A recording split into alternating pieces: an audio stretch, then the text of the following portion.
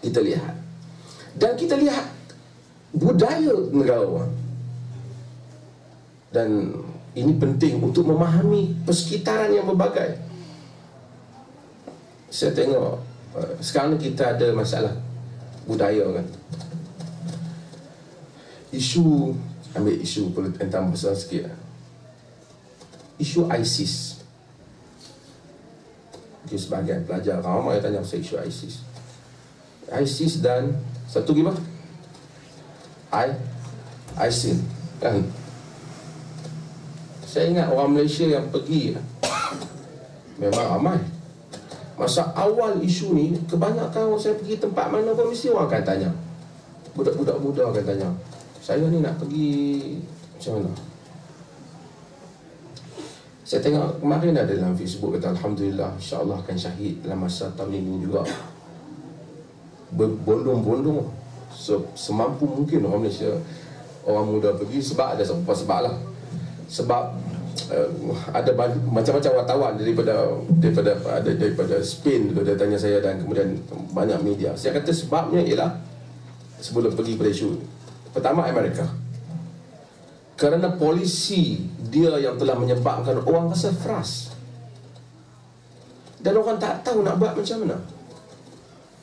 Lalu orang mengambil tindakan yang di luar daripada rasional.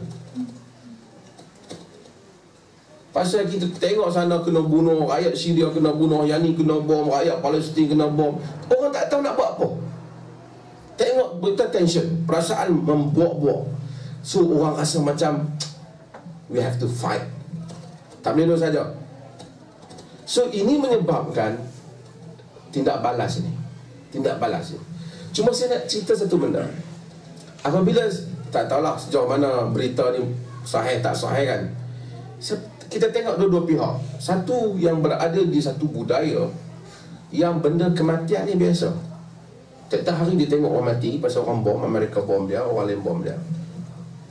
Lalu bila dia beheading orang, dia sembelih orang, dia dalam Islam ada beheading. Kerana hukuman bunuh balas ini tapi untuk orang yang layak mati. Islam dalam rekodnya memang pancung. Yang dia orang buat tu slaughtering sebenarnya, sembelih. Dalam Islam dia pancung. Kalau kita tengok ada satu berita tunjuk macam mana Amerika cadang untuk lebih pantas hukuman mati, capital punishment yang dia nak buat. Sekarang di injection dia nak ganti dengan cabut kepala. Ada alat dia boleh cabut kepala. Itu lebih kejam sebenarnya. Dalam rekod yang ada, dalam riwayat, memang pancung lah. Pancung sebab lebih pantas. Nabi kata, wa idza qataltum fa ahsinu qitlah. Bila kamu bunuh, hendaklah kamu bunuh dengan baik. Tetapi menjadikan orang lain takut pergi sembelih depan orang, mungkin dia rasa pertama dia buat tindakan tu, bunuh tu tak betul lah, macam-macam dia bunuh tak betul. Tapi impak yang dia orang telah buat telah memberikan kesan yang sangat negatif kepada dunia luar, terutama dunia barat ini. Kerana bukan semua orang sini yang terlibat dengan peperangan. Foreign policy kerajaan-kerajaan dia mungkin buruk, tapi rakyat awam di sini yang pergi tolong orang tu, tolong bantuan kemanusiaan, tolong, dia lihat ada orang kena sembelih. Dan mereka yang sembelih ni, sebahagian di samping tak betul benda yang mereka buat, maka kena di dalam Islam ada sembelih, ada potong kepala dan bawa kepala. Pada zaman Abu Bakar Siddiq, ini saya nak sebut satu contoh. Jangan tengok orang semua nak buat. Abu Bakar Siddiq dalam riwayat telah dibawa kepala dia, kepala ketua musuh, dia potong, dia bawa pada Abu Bakar Siddiq, dan Abu Bakar Siddiq bantah. Dan tentera Islam kata kepada dia, jika mereka dapat kita, mereka buat lebih teruk pada ni. Dan Abu Bakar kata, fastinanu bil fursi wal rum. Apa katanya mereka? Kamu ni nak buat sunnah orang Parsi dan Rom lah.